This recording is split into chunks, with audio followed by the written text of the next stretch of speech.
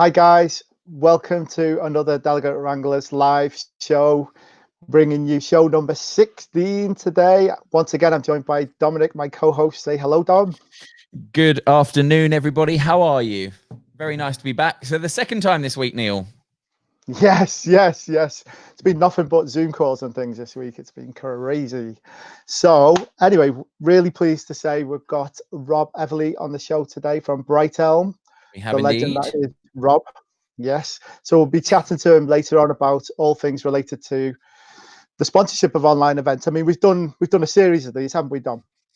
Yeah, this was kind of the natural. This was the next step, I guess, in the progression that we've seen in the event community recently. Because right at the beginning of lockdown, we started with the transition to online events, and we went through that big long list of all of the different platforms, which is still out there, and we'll put that in the comments and perhaps in the wrap up as well. We should remember to do that, Neil. And then we moved on from there very naturally in line with how people and the industry was moving, and we moved on to the experience of online events. And now, quite rightly, we've come to the subject of today, which is one that I've been really looking forward to because I've seen it come up so many times. Rob has also run his own webinar on this subject, but the sponsorship of online events is absolute paramount. I was a guest on a different event just now, and we were talking about that very thing, being able to monetize in some way with sponsors, and getting them engaged with the events that you're putting on online is absolutely essential. Yeah, and the two previous shows we did on this were really good shows and really useful to people. So we hope that anyone who's involved with putting on events or managing these type of events, this will be really useful for you, or as well, or if you're a client, or a corporate, this is also useful for you as well see, because we're going to be talking about all kinds of aspects of it. How much you charge for the tickets, what sponsors you can get involved, what kind of things you can do. It's really hard, and it's really hard to know. And I know there are people out there that are struggling with that side of things. One thing I will say is that we do want, in the same way that we did when we did the experience of online events, we do want to try and get you involved if possible. We're not coming, I don't think any of us can claim to be coming here with all of the answers to all of the questions that you're likely to throw at us. So we do want to get you involved. And because of that, we're going to throw the phone lines open to people again in the old 80s style of the phone in. And you can call us with comments or with questions for myself, Neil, or Rob on 07989 555 775. We'll do that in just a moment, but if you're looking to get involved, then that's how we're going to get you involved in just a moment. But I think, Neil, let's bring Rob in, shall we? Do you want to do a bit of an intro for him? Yeah, sure. Just before I do that, Dom, I just want to say, guys, we're live as usual on Facebook Live, we're on YouTube, we're on Twitter, and we're on Dom's LinkedIn Live page as well. So make sure you follow us on all those channels on YouTube. We've got dedicated channels with all these shows that you can catch up on. Some really useful shows. The LinkedIn one earlier this week was amazing. There was some really fantastic tips. I know I've been doing them already. I've been using some of the tips I learned. So did you change though? Did you change your unique link for you? No, well, I had it anyway. I've got that anyway, but I didn't change from the quite hard. I put one on the screen just now, which is this one, which is Neil-Thompson-event-manager. Is that you still? Yeah. You haven't changed that? That's me still, because I can't just put Neil Thompson because there's too many. I'm too common, unfortunately. There's a professional footballer called Neil Thompson as well, just to let you know. Yeah, and I've heard you are definitely not a professional footballer. Well, yeah, not quite. I wish I was. But yeah, so we got lots of stuff going on the group as well at the moment. So if you don't mind, just going to tell you about some of the exciting things that are going on. We have got another lockdown social happening, which is next Thursday. So that's a week today in the evening. So please look out on the group for that. Anybody who came, what I'll do is I'll try and see if Diane can put that in the chat comments. So you guys are linked to registration. It's free. It's a really good event. We're plotting it as we speak. We've got lots of good things planned for that. So watch this space at 7:30 next Thursday, the 18th. We're still offering free calendar listings, guys, on the new website. So make sure you take advantage of that. You can also register your company with us and list them on the website as well. Or if you're a freelancer as well, you can list yourselves. So please check out the website. Just follow the links. You'll see it there. And I just want to tell you guys about a new thing that we're introducing to this show. I'm dropping this on Dom now, so he's not going to know what I'm talking. I love it when I do this to him. Look at his little face. Look at his little face. He's panicking. So this is where Dom does a dance routine every Tuesday. No, I'm only kidding. What we're gonna do is we're gonna be asking you guys to get see if you want to get involved with the show. So we're going to be asking like a series of questions in a kind of Voxbox kind of format and cut them together to get some kind of influence on what's going on the industry or what you're up to. So if you want to get involved with that, please note a comment on there, or we'll actually put something on there as well. And it'll only be a matter of us sending you some questions and then you recording your answers and sending them back to us. It's really easy to do. We had briefly spoken about that as well. We briefly spoken, but he didn't know I was going to drop that on him. No, not today. Sorry, mate. Right. Very quickly, I was going to bring Rob in straight. I was going to bring Rob straight in, but let's just do our traditional hellos to people. We've got a few people watching already. Naomi, good afternoon. Hello to Ros Wilson. Anika, nice to see you back again. Paula Davis, good afternoon. Diane is watching. Denise Cunningham. Sam Keithley, good afternoon. Paul Butterworth, good afternoon. Mr. Orchard. And Matt Daniel Baker. Oh, and Duncan Custerson has joined. Good afternoon, Duncan. Nice to see you. Duncan. And Ros says, have you started yet? On a comment. Well, kind of. I don't know. I don't know if she's asking a technical question or we should take that as an insult. Yeah. That's so funny. I love it. Right, should we start, Neil? Right, just in case it was intentional. Yes. So I'd like to introduce a good friend of mine, and he's a really expert in this field, Rob Eveleigh of Brightelm. Hi, Rob. How are you? Hey, good afternoon. I've normally, when I've been running my webinars and starting them, every single time so far, I've been able to say, welcome from a very beautiful and sunny Bristol. Isn't it a gorgeous day? And I've just looked out the window and gone, isn't it a miserable day to be doing this? And when we were in the warm-up, we were talking about light, and I'm actually really struggling for good light, good lighting today. No, it's so darling, dark. Bob. I'm not a darling. I'm a pro. I'm a pro. I love you. It's a lighting man. So thank you for having me on. I really appreciate it.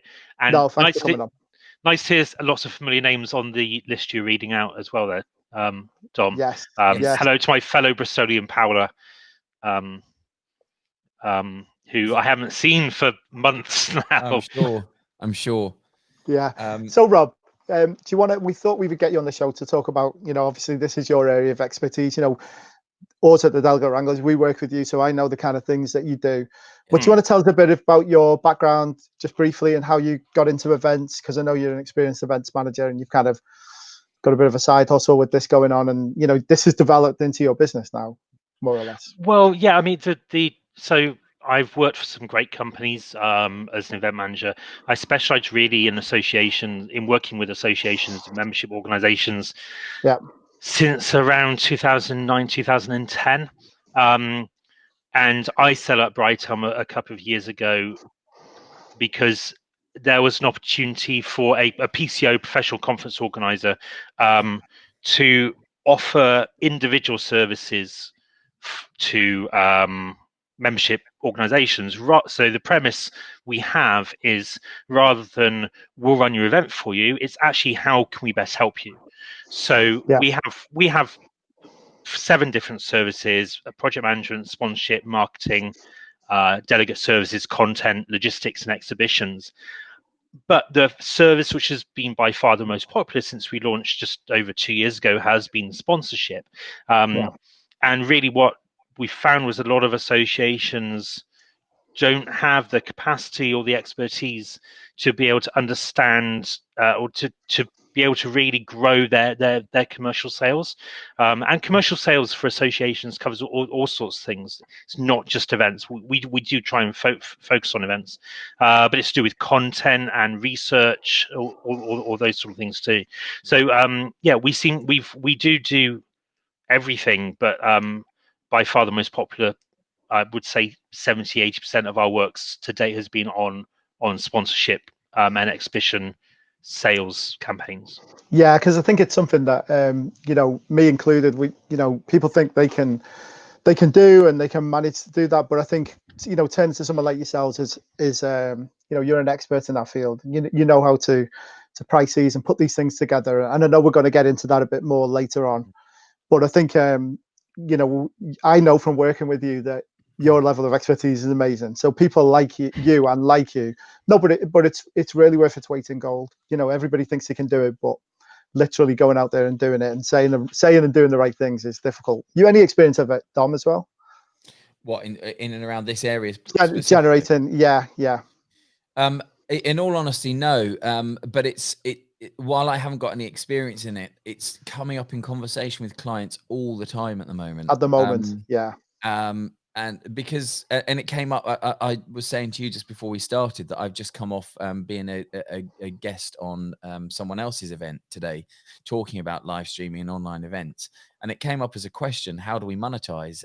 How do we generate revenue? Because this isn't just about the really big events that are charging a fortune and get hundreds of thousands of pounds in sponsorship. This is impacting even the small business events. The small business expos that you see dotted around the country absolutely rely, as organizers, absolutely rely on that income for themselves, but they rely on the sponsorship to keep their events going. And if you finding a way to deliver value to clients or to sponsors right now with this transition to online events, I think is it's a real challenge. So it's one of the reasons why I was so looking forward to having this show and why I was looking to have it. Well, that leads me quite nicely into the next question to you, Rob. Obviously with the COVID-19 lockdown and the crisis hitting everybody and real life events going away, how have you had to adapt with moving to online events, and the different kind of questions that poses for sponsorship opportunities? That's a massive question. I think the first thing is actually, you probably haven't you probably haven't realized you said it, but you just said moving away from real life events. And actually, by moving online, we're not moving away from real life. We're moving away from live interaction with individuals where you get to shake someone's hand, look them in the eye, and in some instances, particularly in our industry, hug them and say, "My God, I haven't seen you for so long." Connect with them. But they're on. What sponsors seem to be struggling with most is actually the knowledge about how things are going to be delivered online. And it's not just that there is a general reticence because they don't understand what the experience is going to be like and how it's going to benefit them.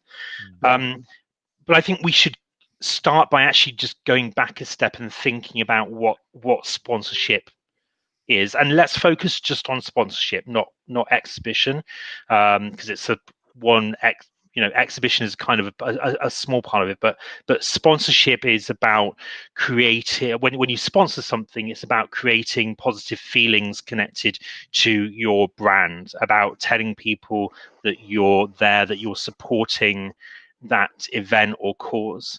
But the reason why they're doing it is because they want access to your audience as the event organizer, and it's your job to make those connections.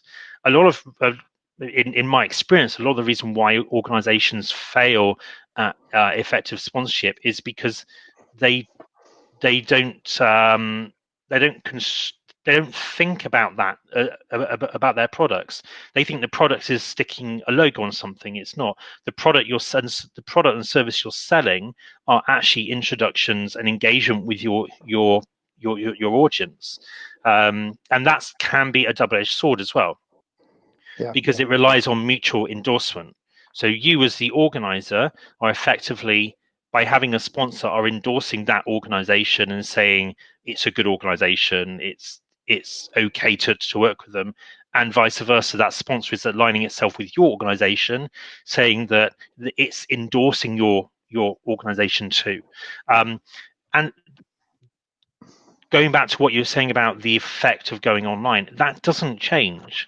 Those associations are still really, really important to both organizers and to the sponsors too. You know, if you've been running an event for many years, you need your sponsor, who's also probably been sponsoring that event for many years too, to still endorse the online version of your event. So it's really important that you communicate with them about what your plans are and how you are going to make it a no-brainer opportunity for them to make sure they still get that value.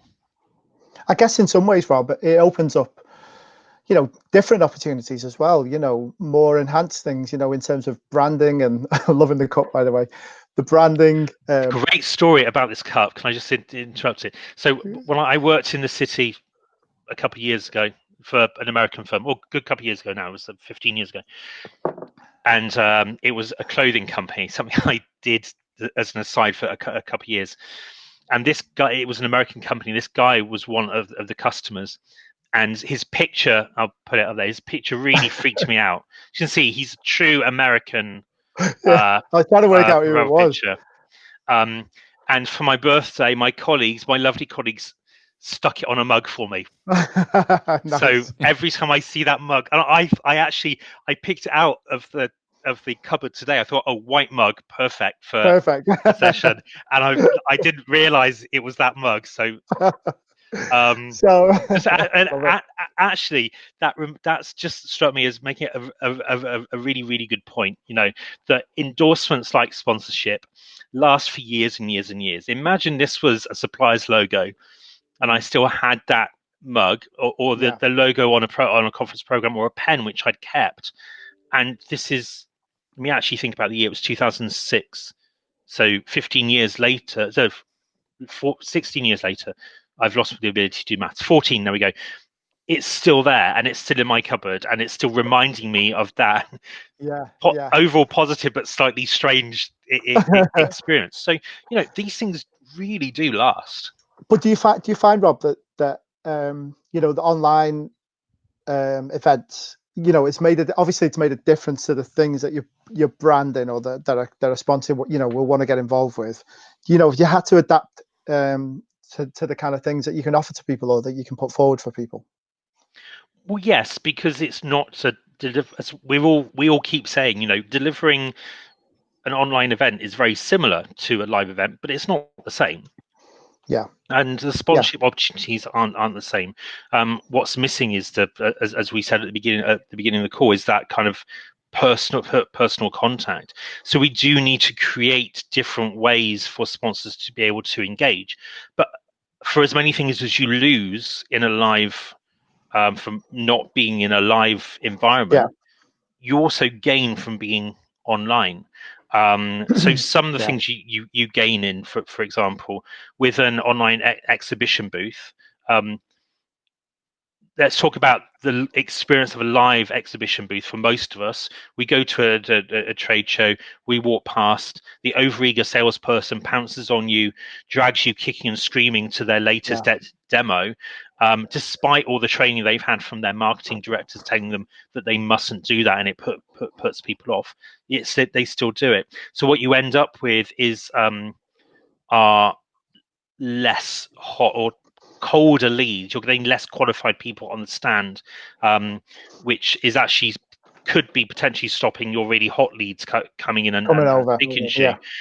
In an online environment, there's no catering and there's no incentives for delegates to go and visit the exhibition stand.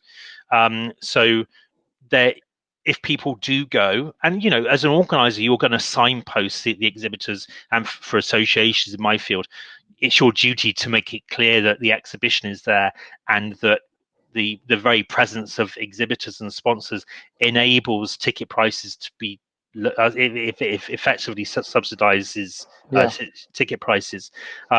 If you have someone visit your stand or engage with your virtual stand, they're going to be much better, highly qualified, or highly motivated buyer than someone who you've literally dragged kicking and screaming into your interest level environment. Their interest levels there, because they've made it clear that they're coming over to you, I guess. Yeah. So another example of a great use of online technology. Imagine how powerful it would be at the beginning of our call we ran a 15-second advert for a sponsor in the run up to going live, which for all events, when you go live for an online event, that's when you've got all of your audience, you're going to get engaged. How powerful would it be to run a 15-second advert in the run up to that? Incredibly powerful. That's exactly what we're doing with clients right now. It's giving that opportunity, and it's exploring new ways to get their message out. We've always done it in live events where there has been sponsorship. We've always said to clients, look, give, whether you charge additionally for it or you just do it as a value add, we can play in sponsor content, whether that's at the beginning, at the end. There's an event that we work on every September, and last year we had 6 different adverts made by the headline sponsor, and we just rotated which one we played between each of the guest speakers. That was the 1-minute gap between each of the keynotes or panel debates that they had, and it worked. It worked fantastically well. Yeah, I know it's something we're looking at, Rob, as well, isn't it? You know, for on this Neil, show as well. Yeah, we've talked about it for this show as well, Neil, because you have an audience, you have the opportunity to enable other people's messages to get out there right now. We're getting the inquiries, you know, so it is something we're looking at, but you know, maybe in a slightly different format to that, you know. Well, I was going to leave this till the end, but as we're talking about it, if you would like to sponsor this event, then get in touch with me, because we launched it today. The first email went out to everyone in our suppliers mail, the Delegate Wranglers suppliers list this morning, so it is live now. So, it is a really good opportunity. But you know, sponsorship is very it's a very strategic marketing tool. If in order to make things tactical, you need something which is a bit more, which is going to give you more instant ROI. But you know, sponsorship is for those companies that really want to be associated with an event on a long-term basis. They're not necessarily looking for a direct return on investment there and then, but to be placed in kind of, as I said, you know, have this long-term association with your brand as an organizer.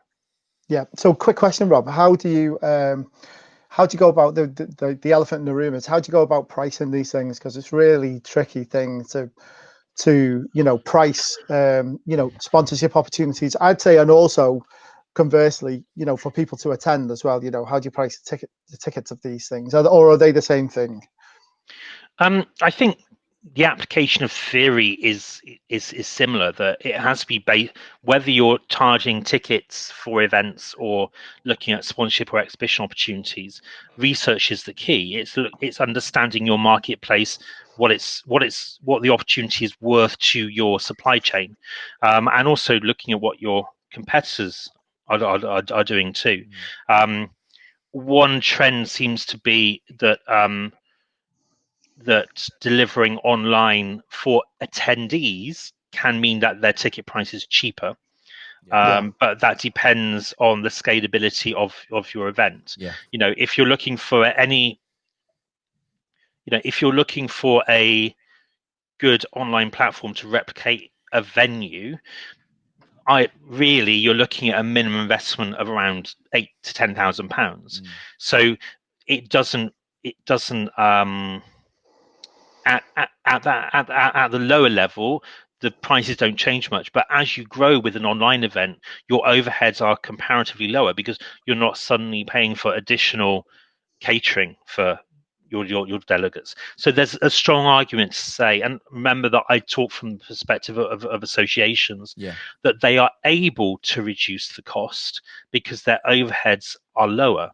But I would often come back to the research and what's gone before and said, hang on, if your delegates are prepared to pay, used to paying for online content, why would you suddenly not charge them? Why would they suddenly not pay for online content just because it's online? And remember, online is more accessible.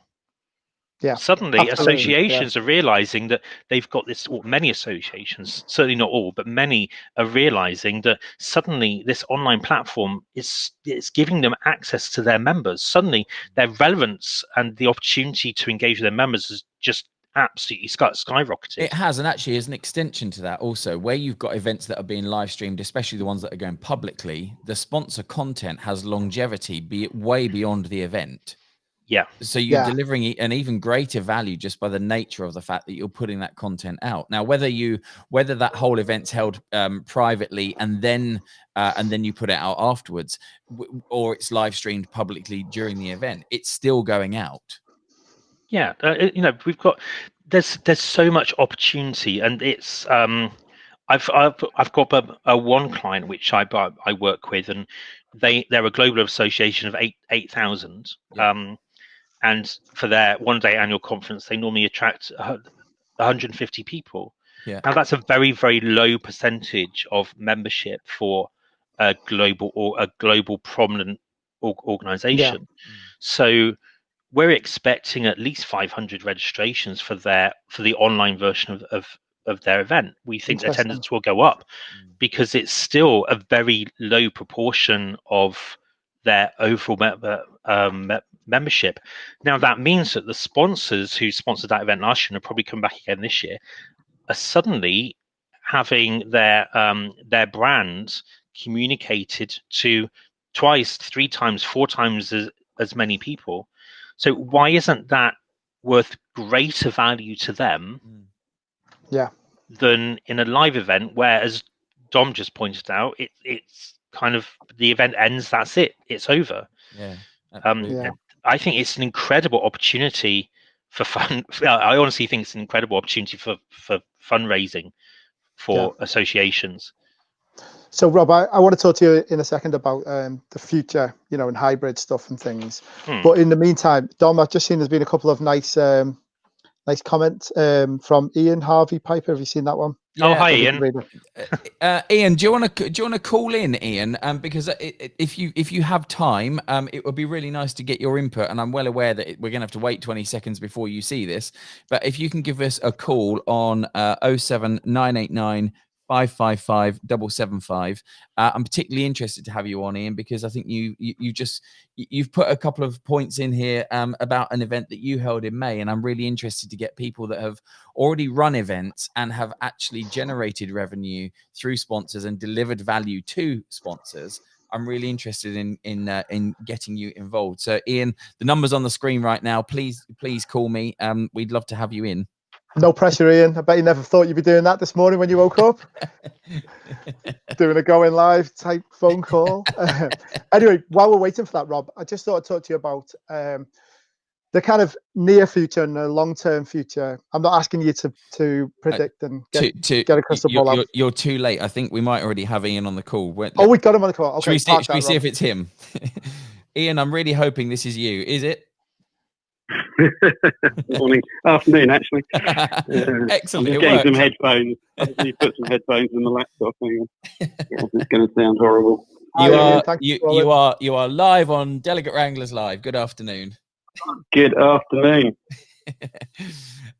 Rob can hear you. Rob said hello on the show just now, but I'm really interested. Can you just tell us a little bit? You ran an event in May, I believe. Yes, we had a effectively 500 delegate live event in May, which was fully virtual, but there was a large sponsorship addition to it, and the sponsors, as you will all agree, keep the show running and generate all the revenue from it effectively. So we had to keep the sponsors engaged and had to give them value for money. And that wasn't just let's have their logos up on screen throughout the 2-day event. It was doing videos. For my birthday, my colleague submitted their own videos, and we ran them as ad breaks throughout the 2 days. So between each session, which obviously we need to keep short, we were running 20 videos throughout the 2 days. Okay. So all the sponsors got exposure that way, but also we built a virtual exhibition for them, so a complete walk-through exhibition of 20 stands. We kept it simple to start with; they're all just 3x2 stands, but all with videos on them, with a virtual floor plan. You click through. We had analytics, so sponsors knew how many people had been to their stands, how many had watched the videos, and it got very good reception. And it's something that we're now developing. So obviously, live has gone for now. Yeah. So we're trying to develop the virtual expo even more, because from some of the conferences I've seen, the sponsors are getting a logo, one paragraph of copy, and possibly a corporate video, and there's no engagement with it. You know, the virtual expo, as I've seen over the last 2-3 weeks, looking at various conferences, are boring, and the sponsors get nothing from it. So we're now trying to then develop that with chat boxes and personal Zoom call links on each virtual stand, and complete walkthroughs, etc., etc. So they need value for money. Just out of interest, what sort of feedback have you had from sponsors? Very good. They were all very happy with what they had. A couple of sponsors have sort of kept their stands, actually keeping the expo. We're keeping the expo running for 12 months online, so that there is constant exposure out there for them. Yeah. And then we're running it till next year's live show.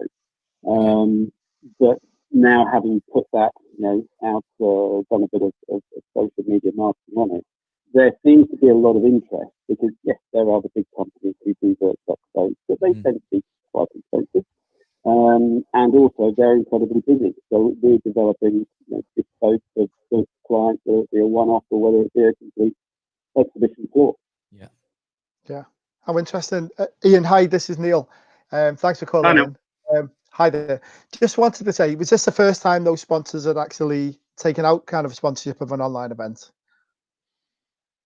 It's the first time that we've had to take it on board, in that we were very much live face-to-face events. We've used virtual, alongside those over the past decade or so, but this is the first time we've got involved in actual virtual sponsor involvement. Yeah, I suppose it's a question for Rob as well. Is it difficult, Rob, talking to people who've never done that kind of sponsorship before? Introducing it as a new concept, if you like. I don't believe it really should be. I mean, what I do believe is sadly there are too many organisations out there that don't look after their sponsors properly. Your sponsors are buying a product from you, and it needs to be delivered, and needs to be delivered with great customer service. Ian's alluded to it already. It's not just about sticking your logo on a webinar and thinking that's enough. You really need to be thinking about how you're going to deliver value for that sponsor. And I think Ian, it's lovely to speak to you. Ian and I worked together on a program a few years ago now. But it's, and you're looking younger. Charmer, stop it right now. But Ian hit the nail on the head, where when we're talking specifically about virtual exhibition stands, you must be able to put them in a light which is engaging. Otherwise, people won't come and visit. Having the ability to live Zoom call a rep from that company is really, really important. And there's a switch benefit to the exhibitor there as well, which means that they don't have to have their salespeople out of the office for 3 days or 4 days if it includes travel, at a conference where they're not really interested in the content. They're just there for the breaks and the lunch times. Suddenly they can be there working away, and they get a Zoom call from the exhibition, deal with that call, go back to work, and so on and so forth. But having good engagement tools, having product demo videos, as well as the opportunity to interact one-to-one with the representatives of that company is really important, as is having a really appealing look to the stand. I've seen some great versions of online exhibition stands where really the work has gone into the design to make them have a look and feel about a live exhibition. But that's very much down to the platform itself. It's not necessarily down to the exhibitor, because if I, as an exhibitor, I come in and I've just got to deal with whatever's thrown at me, and all I can do is place a video and place a bit of text, but there aren't any of those interactive tools. That's very platform specific, and we're looking at a few different platforms with a client at the moment, and I was exactly the same. I think it was Ian or Rob. I can't remember which one of you said. They're just boring. Some of them just don't put the effort into that part of things. You get a video, you get some text, maybe a graphic or an opportunity to download something. But there is a responsibility, I think, on the platforms to start developing some of these features and functionality to give event organizers the opportunity to better sell space to sponsors. Yeah, I think, but that's also led by market needs too. Yes. We have to understand that not very much like a venue, no platform is the same, and so that's got to be led by the importance of that aspect to that particular that particular platform's business. Yeah. And it goes back a step further as well. We have responsibility as organisers not to go platform in inverted commas and exclamation marks as soon as we get a brief for an event. It's got to be okay. What do you need? What important functionality do you have? Much like a venue, despite many marketing and salespeople telling you otherwise, there's no such thing as the perfect venue. There's no such thing as the perfect online platform as well. So you need to decide where your compromise is going to be. Yeah, absolutely. So, Rob, get back to my original question. Ian, thank you very much for calling in. Really appreciate it. No problem. Cheers, Ian. Thanks for the input. Cheers. Yeah, Rob, to get back to my question I was started earlier, as you know, a lot of the people on this who are watching will be, from hotels or used to working in I'm going to say events in real life again. Make that mistake with you. Sorry, Rob. And so obviously, we're looking, the end goal is to get back to doing that as well. But I think in the meantime, there's probably going to be some kind of crossover period where we might have a bit of that. Not so many people can go to the real conference, so that you may have to stream it. Is that going to develop opportunities for you as well, I guess? It makes it more complicated. Because suddenly what the advantage of online, that's right, in my opinion, there's a substantial advantage to either online or live events compared to hybrid. Hybrid is really tricky, and it's also very expensive. Going back to what we were saying about economies of scale with online events and platforms, with hybrid events, you've got double the overhead to begin with, so something like that, before you've even sold any tickets. From the sponsor's point of view, then you've also got to engage online and live as well. So are you having a live exhibition stand as well as a virtual one? And if you have the time and resources to be able to do that, then great. But I think it's very interesting, and it's very early to say. But I think I can see organisers going down the route of saying you can have packages which either are live or online or both, because there are some companies that smaller companies who want to exhibit literally will not have the resource to be able to deliver in both environments. I'm just going to jump in because Craig McGee from Panoptic Events has just called in, so I'm going to bring you in. I know Craig is desperately short on time. I'm holding him up from going to a meeting. Hi, Craig. He's just called in. Hi, Craig. Hi, everybody. Hey, Craig.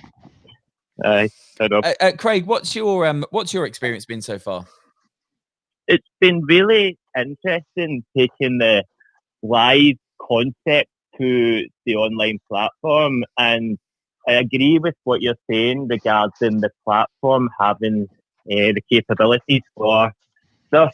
And a lot of events we've been at and are pushing, have been really good through the Sponsors Expo, getting utilised at Hop-In, for example.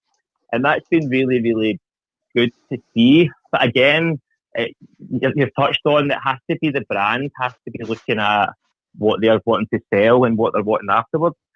We're hearing very, very good reports from affiliate programs, from partnerships, from sponsorships, of a lot of people being very innovative. And I think it's looking at how you would do your live event, your event architecture throughout the event, and actually taking it to the level that where can we put the touch points for sponsors? Where are people logging in? And the benefit with online is it's from the moment you buy your ticket right through to the last email you send before your next event. So it's been a real journey and looking at the whole touch point across the board. But yeah, if you've got a strategy for each and every sponsor area, expo area, you've certainly got something really good to look at going forward. Have you had clients that have been selling sponsorship for events that you're working on, or is it just starting to come in now? It's coming in terms of a few football teams we're talking to just now. Okay. So we're looking at the football sponsorship element, and also for stakeholder panels as well, and charity conferences. So we've been doing a lot of research on this and finding some really good ways. And I think with the variety of clients we work with and the branding and sponsorship that we do, it's been really eye-opening to see how much more you of an audience you've got now, which has really been really interesting. I think I'd be interested. I know you've got to go, and I don't want to hold you up, so I'll ask Rob indirectly as well as you. But there is also the other side to this, which is large organizations still have sponsorship budget, and they still have to place it somewhere. So they're looking to event organize. They're looking to see what value can be added so that they can still place their sponsorship pounds or dollars, whichever currency you're in, so they can still place that cash with events to get their brand out for awareness for whatever purpose they use. Yeah, definitely. It's one of the things I'm really liking the concept for a hybrid event, or sort of, if you want to call it hybrid sponsorship. Yeah. I don't know if I've just made that up now, but like, let's choose. I work with drink. I work with drink brands, for example. Now let's pick a gin or a rum. Yeah. Let's say, for example, you're using that as a sponsor. If you sign up for the event, how about sending that to people's house before the event and having that as a tasting session? Yeah. The same with we're seeing that, Craig. I've seen that as well. Things like that, where people send out like a delegate pack to be opened at the same time as the conferences. Like, I love things like that. It's very innovative. It's a great idea, I think. Yep. Rob, is that anything you've had? Are they people doing that with you, Rob, or has that been suggested on any of the things you've done? I think the webinar last week, we had somebody who had sent out a delegate physical delegate pack to every single delegate for their meeting. But we also have to watch out on sustainability from that perspective, and make sure we're not sending out single-use plastics that for a gimmick rather than actually providing value. I think you're right, Dom, that companies still do. A lot of companies, not all, but a lot of companies will have budgets that they want to spend because they still need to do business. And Neil and I have spoken about this, that actually we know that companies will have to spend because, and we may actually we may see one of the outcomes is we may well see a growth in marketing spend because people will need to compete on a higher level with their competitors. There will be less business around as we come out of this. And the other thing to remember about sponsorship is that, and again, I say this from an association's perspective, is that association members still need their supply chain, and they still need to buy. So that need and that opportunity doesn't disappear just because the event is online. Yeah, absolutely. Craig, I'm well aware of the time, and I know you've got another meeting to go to, but I'm just thank you for calling in. I really appreciate it. Right, guys. Craig. Thank you. Take care, man. We'll see you soon. Right. So, Rob, just finally, because I know we've got to wrap it up in a second, I've just noticed a question from Paul Butterworth from Orchard, who said, does Rob think that online virtual exhibitions will give better brand exposure for organisations and sponsoring companies? That's a hard question to answer, I guess. Well, it's quite a hard question to answer in general because, as Dom alluded to earlier, it depends on the platform. I think online it's very easy to reduce. It's very easy to make the mistake of reducing exposure. If we look again, just refer to exhibition plans and floor plans. There's an issue with. We always have an issue with live exhibition floor plans, you've always got the stand in the corner that no one ever visits, and that's going to be your complaint stand. And because the nature of most exhibitions, there's always that stand is always going to be in existence. Yeah. If you have your exhibitors on a splash page, and you have to suddenly scroll down past that splash page to find more exhibitors. Well, those exhibitors are very much second-class citizens. We all know on websites, no one likes to scroll down on a website. You know, and if you've got the information buried at the bottom, you'll get less traffic there. The same with exhibitors. Now, you can argue that you pay, rather than buying square meters of stand, you buy a position on that list, and the higher up you are. But I would very much like to see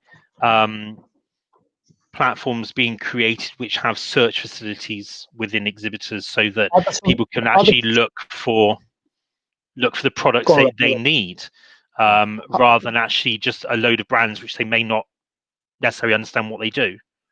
Are there some platforms better than others for this particular need, you know, for sponsorship? Are there some that are basically made better with more sponsorship opportunities, Rob?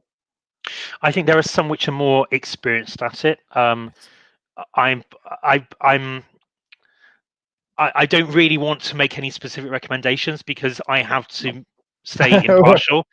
Because actually, I help my clients choose the right platform. So I have to stay impartial. There are some platforms that do a really good job at it. A very sweeping answer is yes, there are some that are better than others. Great, thank you. Yes. And it seems like an opportunity. It seems like very briefly, it seems like an opportunity for the platforms that maybe it's something that they haven't looked at properly. But you know, absolutely. we get a lot more business if there were more opportunities on there for branding. There are a couple of there are a couple of comments that came in, and actually this one's a really important one from Tristan.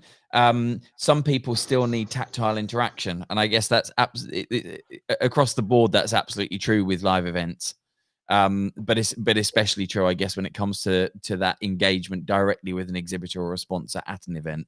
People do still need that. Of course they do, and this is why, you know, as good as online events are, I think, you know, live events are still here to stay in some format. But what we mustn't do, and actually more industry wide, we mustn't start saying live only live. You know, as an industry, we must embrace both mediums. Yeah, absolutely. There was a question that came in from Anika, which I missed. Neil, did you make a note of that? No, I've lost it. I've been looking for it and I can't get back. Anika, if you had the question, I think it was something around academic conferences, and you know, whether that it's obviously a bit more difficult to sponsor. Anika, if you're still watching, can you repost your question, because neither Neil or I can find it. Fee Murphy has just said, "Hi, corporate planner here. I'm planning that for my developer event to send out a conference welcome gift with sustainable badge, conference T-shirt, and they can wear which they can wear during the event. A color-coded bracelet for their defined track, snacks, and a cocktail bits for the reception afterwards, as well as a branded gift, which is also sourced." I'm getting tons of phone calls, sorry. Which is also sourced from a sustainable supplier and usable item. There are lots of great ideas you can do to bring some live fun pieces to people at home who doesn't love rison. Who doesn't love it? Yeah. I think it's something that will happen more and more, to be honest. Thomas Heiser said, not sure you're quite right about hybrid events, Rob. If you're already using an app for in-person delegates and probably recording the content, then adding a live video stream and sharing the collaborative tools of the app for remote delegates is not a lot more. Okay, hi Thomas, another Bristolian, it's good to disagree, and I think, you know, we've all got different experiences and opinions. I think, Thomas, I was referring to if you are making both platforms a major part of your event. There are smaller scalable things you can do to be online and live at the same time. But I do stick with my guns, and I do believe that hybrid, certainly initially, is always going to cost a bit more because you're doubling the workload, more or less, and because also we have to think about two different audiences. One thing that's it's been clear for quite a few years is that you can pivot. Okay, pivot is a perfectly allowable word. The same as virtual is a perfectly not allowable on this show, word. Rob. No, okay. Not on this show, Rob. But what you do have to think about is that you have two different audiences and they have two different experiences. Yeah. So you do need to make sure that you will share content, but you are almost running two different events when you're running a live event and an event online as well. Yes. Agreed. Cool. So I've finally got this question from Anika. I think we'll have to wrap it up after this, Dom, if that's okay. But yeah, this is from Anika. In some associations, sponsors cannot be seen to be selling product services, especially academic events. In my experience, I've sold lunch refreshments packages instead. So the sponsor support is subtle. How would you do online sponsorship in academic sphere? Have you had any experience of that yet, Rob? With this? Yeah, but my experience hasn't been that that they can't sell at academic conferences. That's the challenge. There are rules, a lot of rules. So, yeah, for like example, rules, if we take a medical or med tech congress, that there are rules, and in fact, many of the rules preclude things like sponsoring lunch unless it's directly related to educational content. But if is it Anika Ved?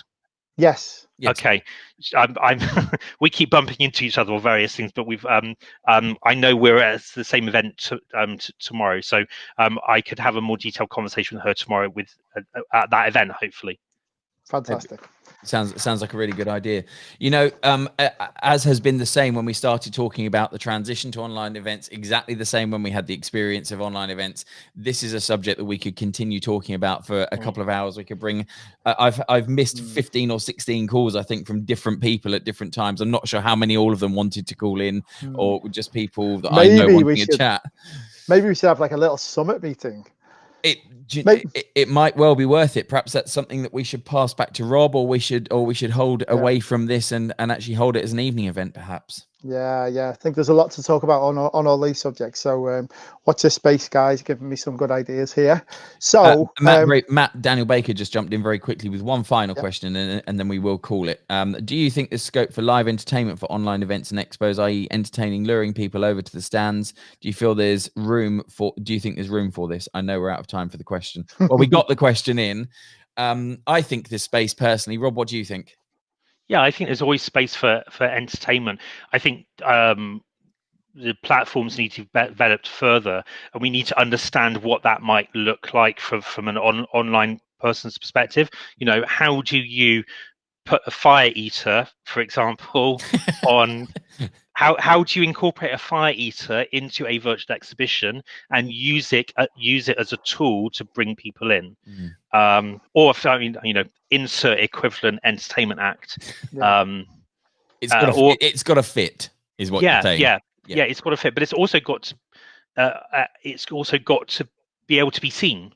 And currently, I haven't seen a way where an exhibitor can actually be showcased like that, other than a big flashing sign saying "Visit us."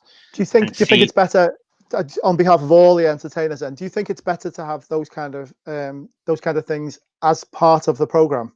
So at 9 o'clock, we all watch this, rather than them being on individual stands and drawing them in. Well, that's a better way to use them. I mean, that's certainly a great sponsorship opportunity. If you have an amazing entertainment app that can be done online, having that as a sponsored opportunity sounds fantastic to me, because the more people you can draw to that event, the better. One of the events that we are potentially working on, it's not a done deal yet, but one of the events that we're potentially working on with a client later in the year, they're actually having an entire entertainment track for the whole 2 days of their event. Right. So you'll have the option to either be in the educational content, which is 3 tracks, or a single stream just of entertainment, whether it's magicians or whatever they're doing. I've no idea, but it's a really, I really like it as an aside or as an addition to an online program. this is what I love about things like, you know, people come up with different ideas and really creative, you know. And I don't know until the whole festivalization of events started happening. I can't think of an example where that might have happened in the physical world before. I'd like to see you try and get that signed off from a compliance perspective in a medical event, Tom. A farmer event. Yeah. No live entertainment. But it's not technically live. It's pipe music.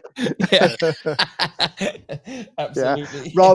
Rob, you've been amazing. Thank you so much for we've had some really nice comments. Sharing that with us, and thanks to everyone for all the comments. I mean, you know, we could have had another show about this. There's tons and tons and stuff. So I think maybe we'll get our heads together and see if we can come up with something, you know, across this whole subject of this and the online event and the entertainment and what we do and the engagement. You know, maybe we could put something together. I think that'd be a really useful show for people. Yeah, because there's let us know if you think it would be. There's a load of comments in the group right now or on the stream right now that we haven't come to. There's a load of people who have tried phoning that we haven't come to.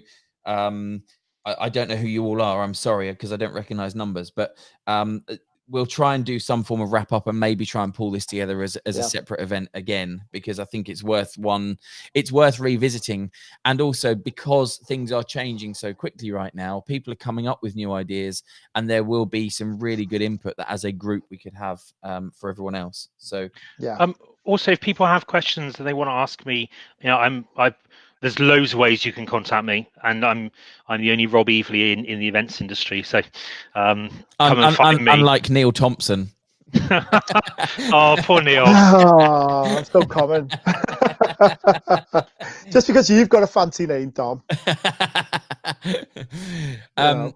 Rob, do you happen to know your short version for your LinkedIn? How do people find you? Just Rob Eveleigh. I'll put your name on the screen right now. I'm /Rob Eveleigh. Are you? Okay, so just for everyone at home, I'll put Rob's name on the screen. Do go and find him. We want people engaging offline. I've had a ton of people that have called me or asked me questions away from these shows. And it's a really useful thing to be able to do for people. Get in touch if there's stuff that you want asking questions. Rob is the guy to go to, especially around this. And the thing is, guys, carry on the conversation, you know, either in this chat box or when I put the wrap up of, you know, carry on the conversation in there, you know, carry on that discussion about this.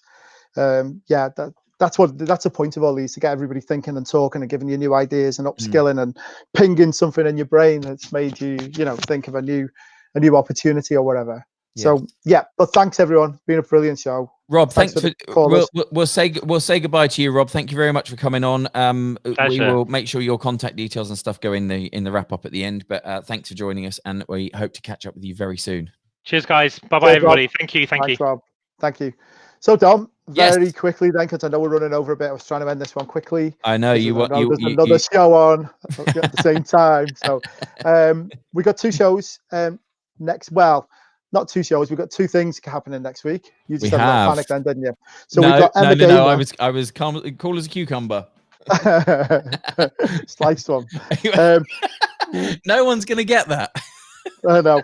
So we've got Emma Gamer from Bamboo Consultancy to talk about all things marketing, how to stand out from the crowd, etc.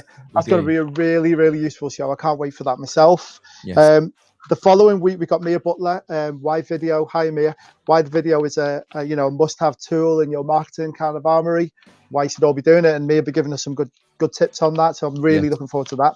But then the big one next Thursday is the DW Live Social. We're going to Ibiza. We are indeed, and it's a really good one. There's lots of chat going on between us all at the moment, behind the scenes, making sure that it's as good as we can possibly make it.